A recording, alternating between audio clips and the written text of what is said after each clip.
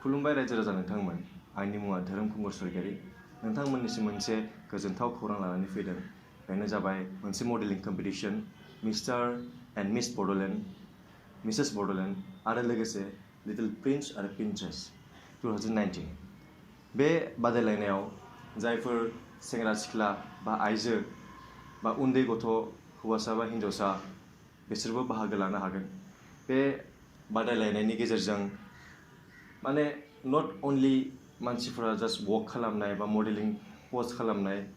बेनि अनगायैबो माने गावनि पार्सनेलिटी इमप्रुभमेन्ट खालामनायजों लोगोसे गावनि टेलेन्ट बेफोर बायदि आयदानि बागै बे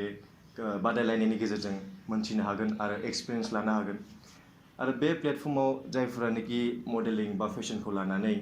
एक्साइटेड गोसो गुदुं जानानै थायो बे प्लेटफर्मनि गेजेरजों गावनि रोंगौथिखौ मानसिफोरनि गेजेराव दिन्थिनो हागोन आरो बे कम्पिटिशननि फाइनेलनि जायगाया उदालगुरि डिस्ट्रिक्टनि टंलायाव 28 जुलाइआव लानाय जादों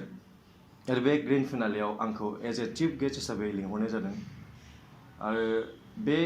मडेलिंनि अडिशनफोरा जागासिनो बेनि डेटजों लोगोसे बेनि जायगाफोरखौ अलरेडि फोसावना होनाय जादों आरो नोंथांमोना जायफोरानोखि बे कम्पिटिशनाव बाहागो लानो थाखाय